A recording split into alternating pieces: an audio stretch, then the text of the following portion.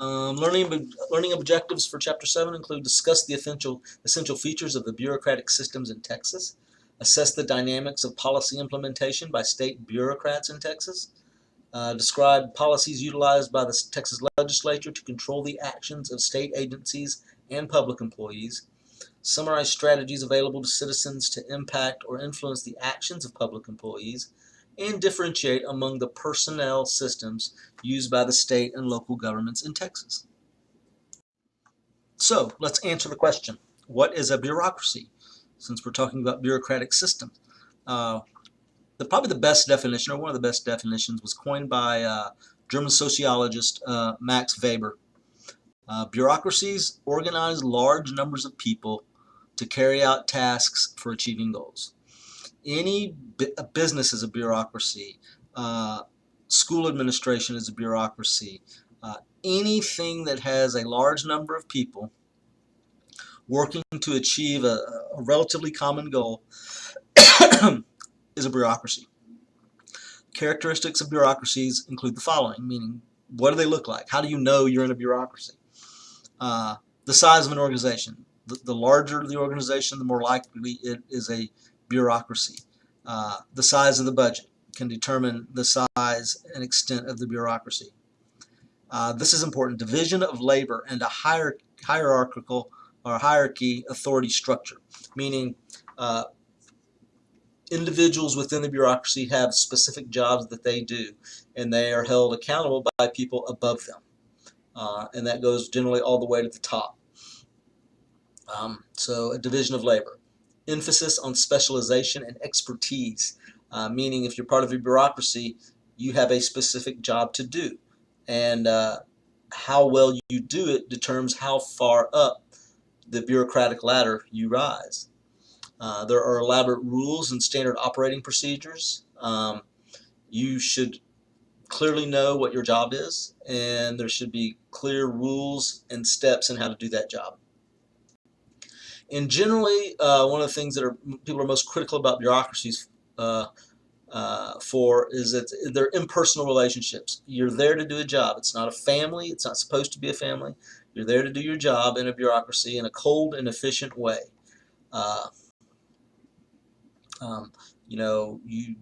You shouldn't have overlapping jobs, so you should have interpersonal relationships with functions of position, and that's impersonal relationships with functions of positions, meaning just there should be no overlap and there should be no blending of different jobs and positions. Some current and future issues facing the Texas bureaucracy today. First, replacing an aging workforce. Turnover rate for state employees in 2013 was 17%. That is a high turnover rate, with many of those leaving under 30 years of age. The group needed to replace an aging workforce. So a lot of the younger people that were working that would replace the higher level state employees are leaving early for other jobs, and that's a real problem, keeping them. Two reasons: dissatisfaction with wages. Of course, you work for the government, you don't get paid a whole lot, and working conditions. It's a lot is placed upon you. There's a lot of pressure to do a lot of work for not very much money, and so that's something that we're going to have to address as a state, because we're going to need the bureaucracy. We need people working for the state to help us provide services to the over 25 million people that live in the state of Texas. And the more people you have, the more services that are required, and the more people that you have to come in contact with in order to get what you need from the state, be it just service from the Agriculture Commission or the courts or whatever. And of course, an expanding government workforce expansion as the population expands. $98.1 billion spent in 2000 and 2001, and it's doubled since then for 2015 for state programs. In 2013, the state spent approximately $3,700 per person, ranking among the lowest 5 states in terms of per capita expenditures. So we spend a lot of money, $200 billion, on paying state employees, but it's still low, and it kind of we can see the result of that in some of the poor services we get in the state of Texas, and the lack of services sometimes we get in the state of Texas. The number of full-time state and local, combine the two, state and local employees has grown from 504,000 in 1972 to 1.4 million in 2012. It's basically tripled since 72. Local governments have more workers per capita because they are responsible for more services and a wider range of services, including public schools. In every public school teacher, every custodial person is considered part of local government. And then, of course, you have your cities who have the maintenance crews, and the people who work in City Hall, and the other county crews. All those people, that's all local government. Maintaining roads, maintaining parks, doing all those things. 85% of state government employees work in higher education, public safety, and corrections, and social service. So basically, higher education meaning they're college instructors or professors or administrators or staff.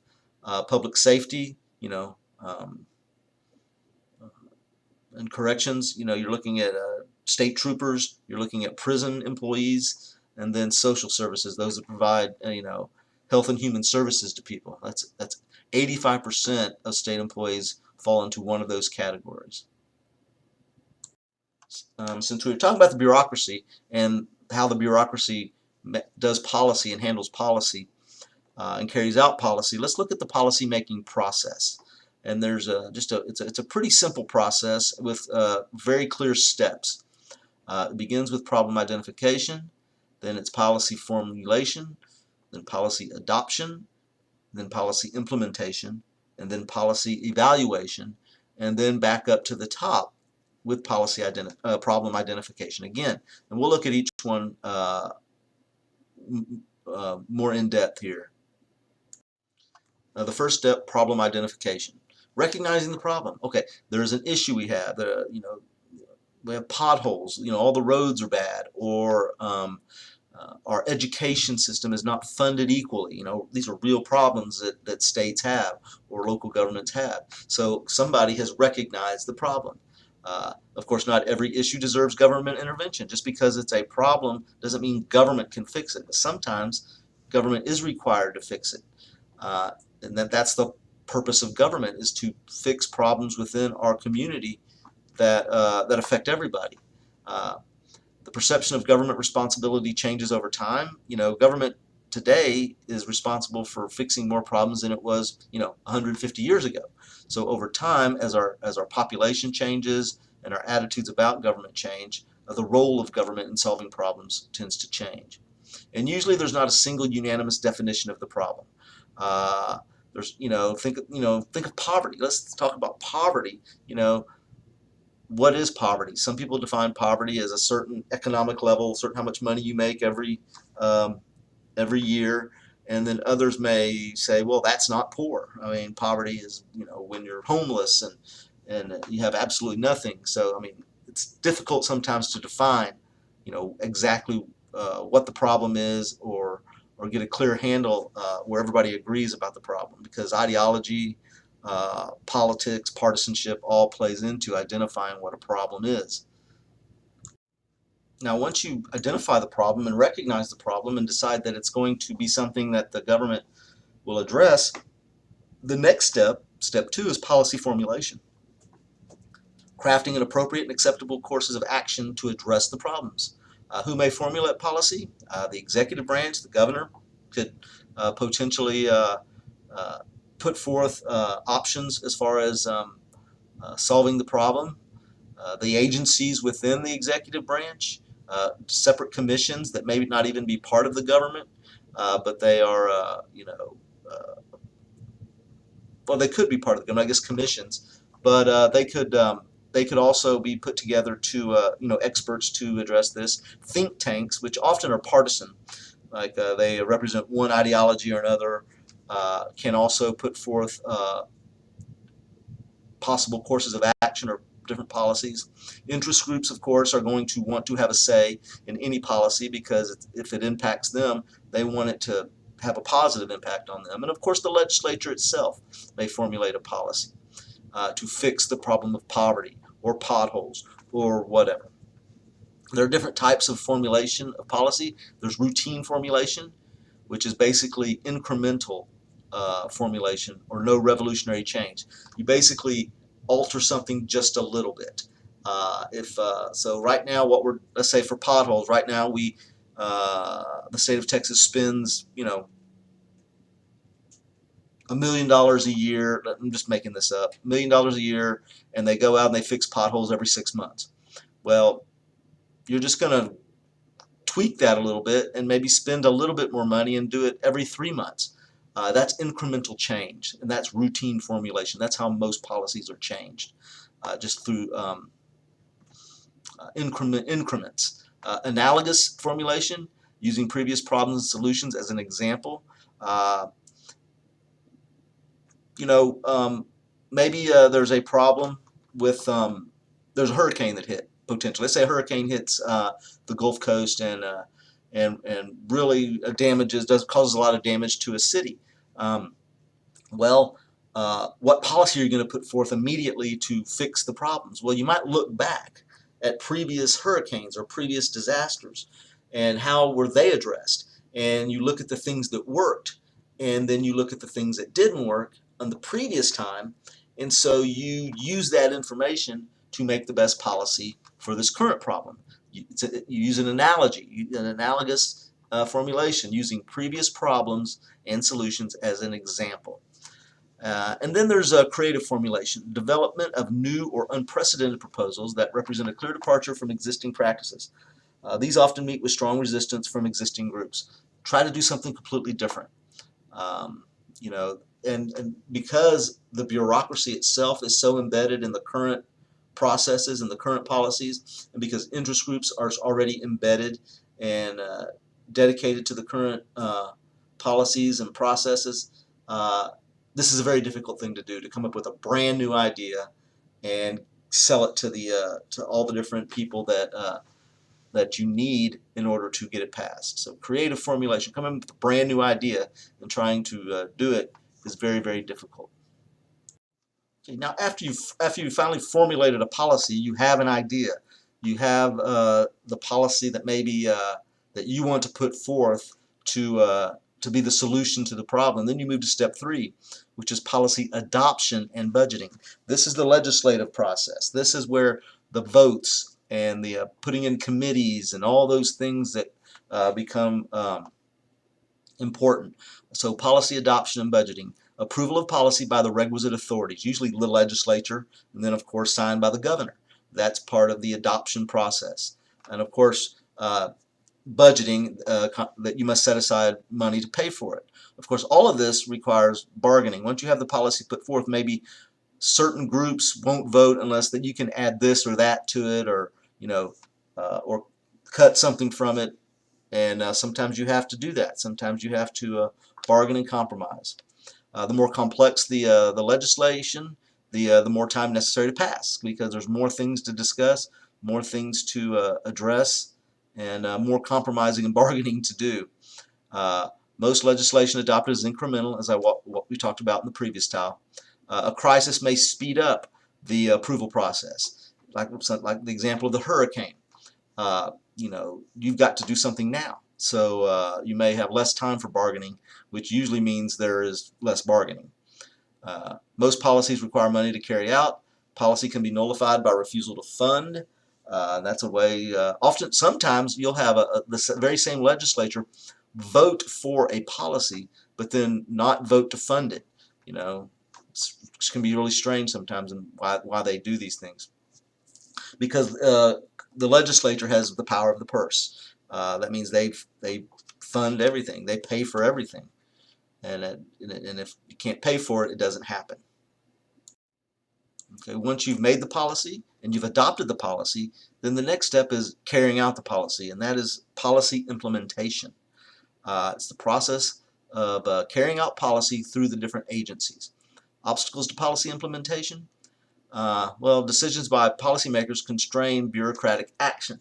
Um, Sometimes the legislature makes it difficult to carry out a policy because they put rules in there, or they put very strict mandates as to exactly how this must be done.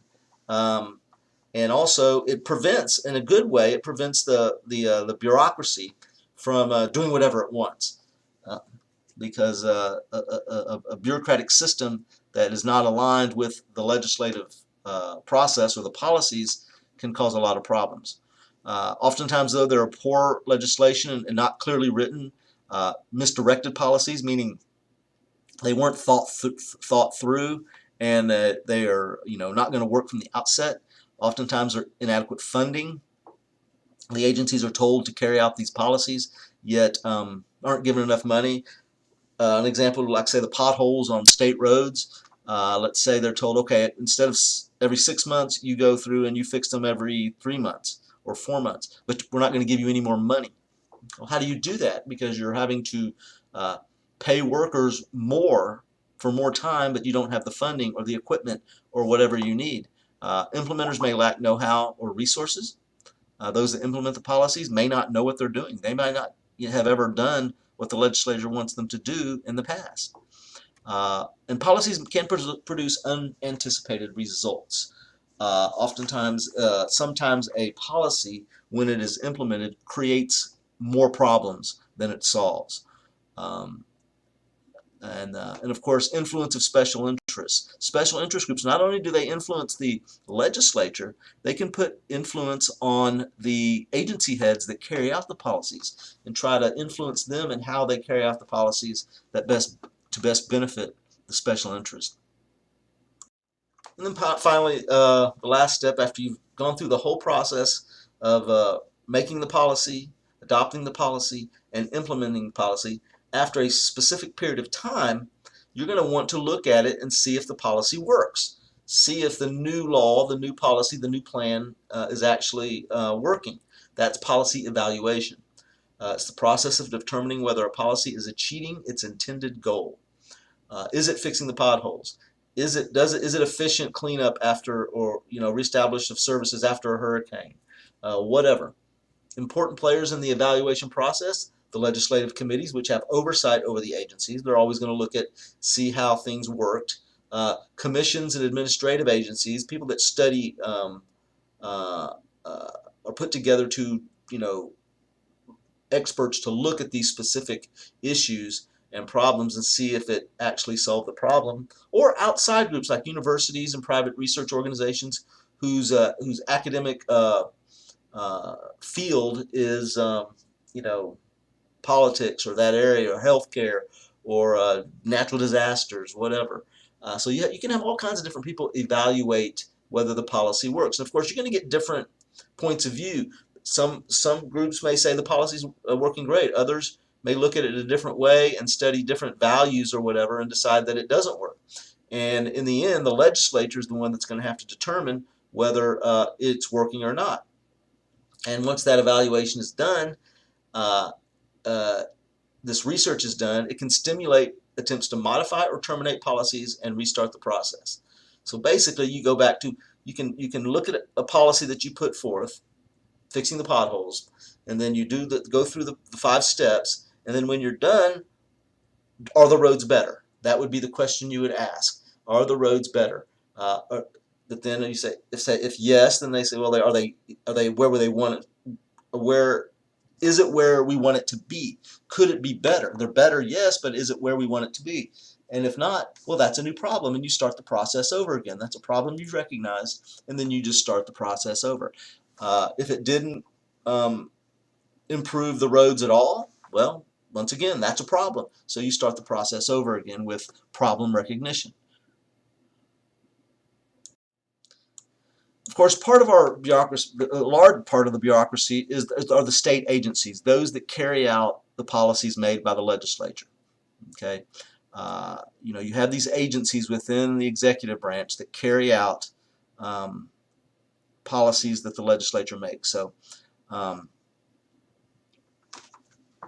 problem is these boards and commissions that oversee the state agencies are filled with people from the actual industries that the agency is supposed to regulate. So oftentimes they only work for the industries and not necessarily for the people. So if you have an environmental agency uh, that's supposed to oversee, or let's say, no, I'll take that back. Let's change that. Let's say there's an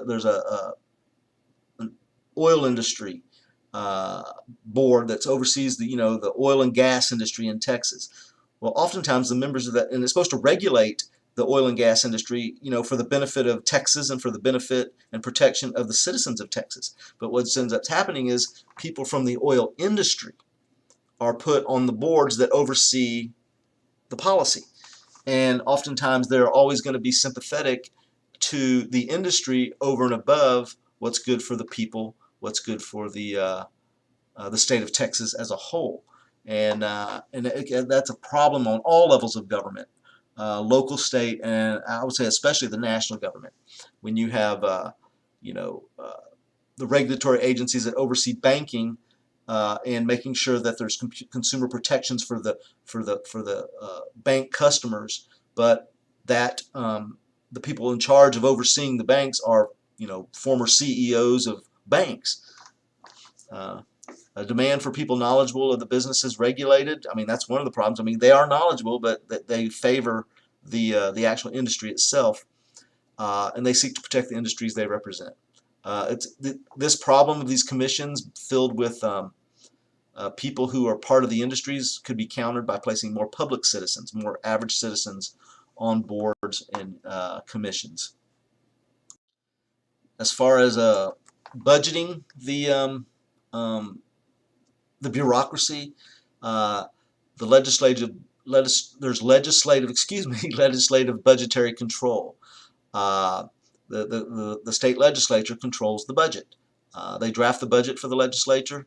Little scrutiny over effectiveness of spending. That's one of the problems we have, is that the legislature, it's hard to police yourself.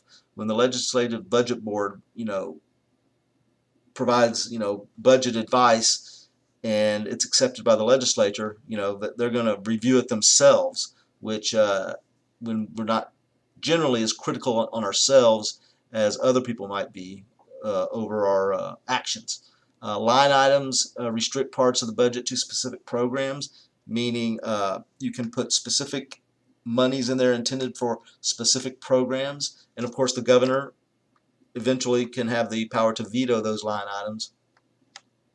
Performance reviews in the state of Texas, budget responsibility or budget performance responsibility transferred from the Comptroller's Office to the Legislative Budget Board in 2003. So once again, the people making the recommendations on the budget are also, reviewing and determining whether it works, which is not a good idea. And they recommend spending cuts and ways to eliminate waste and mismanagement.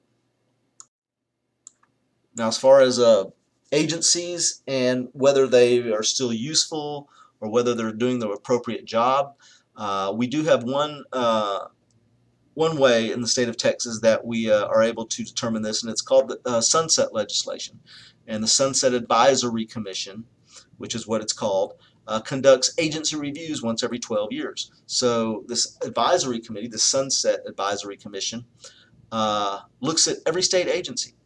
And they look at it and they say, okay, what is its purpose?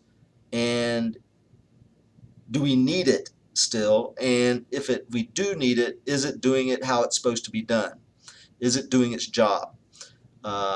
And there's a couple of things that can, when an agency is reviewed, a couple of things can happen from the Sunset Advisory Commission.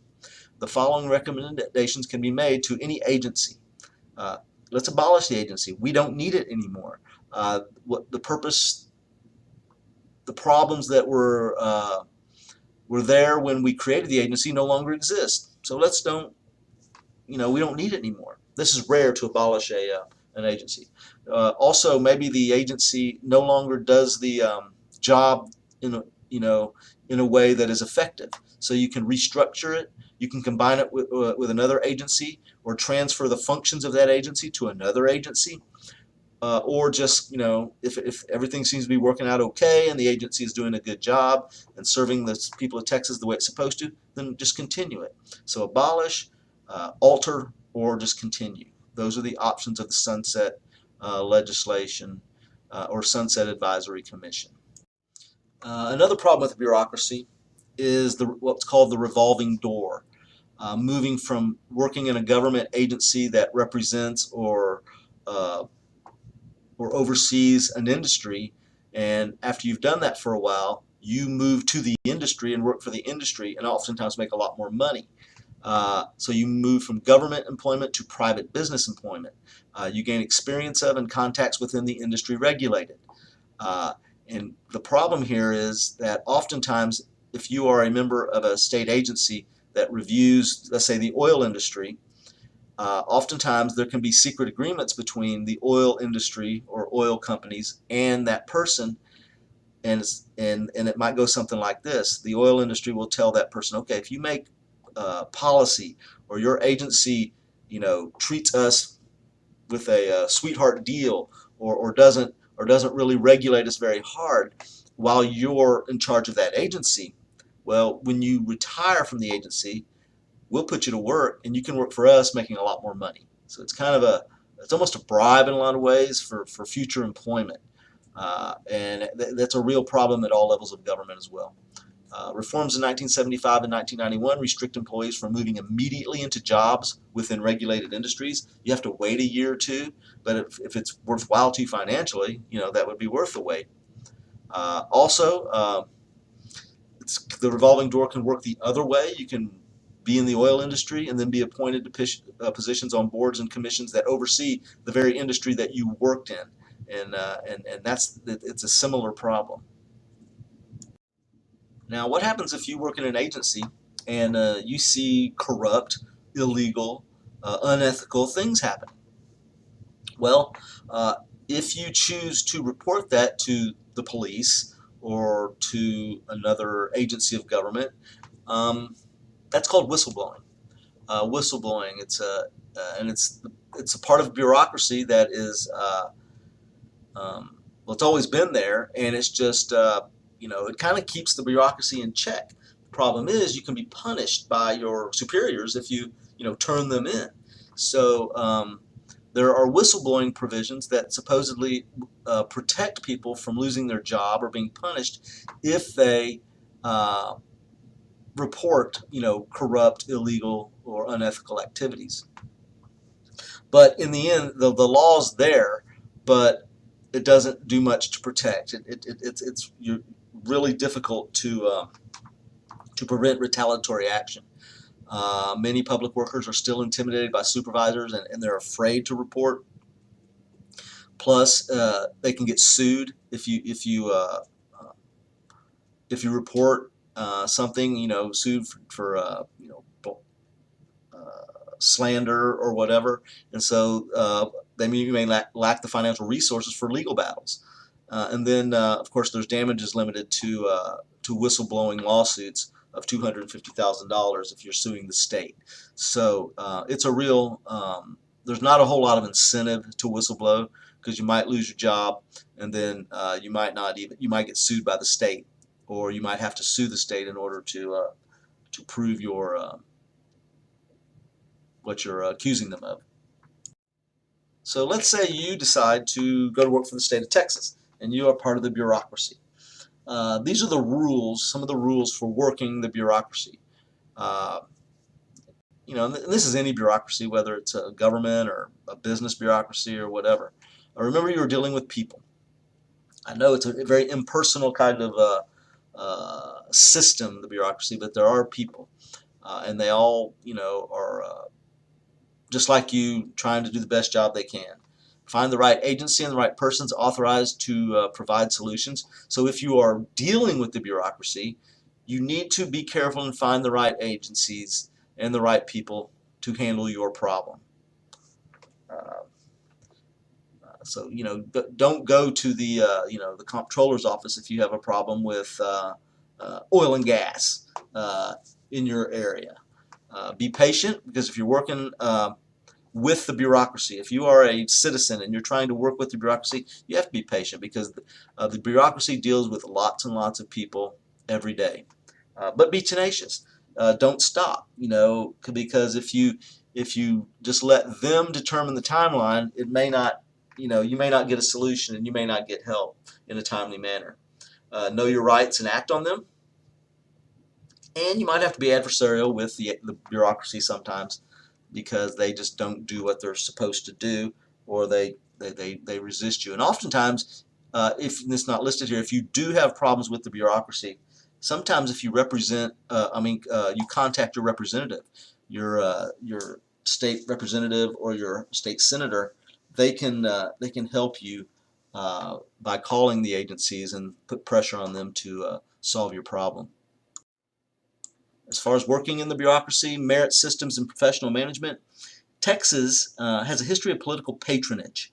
And these state jobs, oftentimes historically, and still are to a large extent, awarded on the basis of friendship and political loyalties, not necessarily merit or who is the best person for the job or the most qualified person for the job. It's who you know, and that's a big problem because you don't get the most qualified people. There are wide disparities in wages and salaries. Some jobs that aren't very difficult, pay a lot. Some jobs that are very difficult don't pay very much. And so there's really no system in place in Texas to determine these types of things. And of course, did not ensure hiring of competent and qualified employees. Like I just mentioned that. With patronage and the spoil system, this idea that your friends and those that supported you in your campaign or getting you the job, you're the one, get hired for the jobs even though they're not most qualified. Factors pushing for reforms, trying to put in a merit employment system, where you have to take a test, a civil service test, to see who is the most qualified, to see who might do the best at the job. Federal requirements for hiring personnel, the federal government does that. There's an extensive merit system in the federal government for most bureaucratic employees, but the state of Texas doesn't adhere to that. And protections against job discrimination.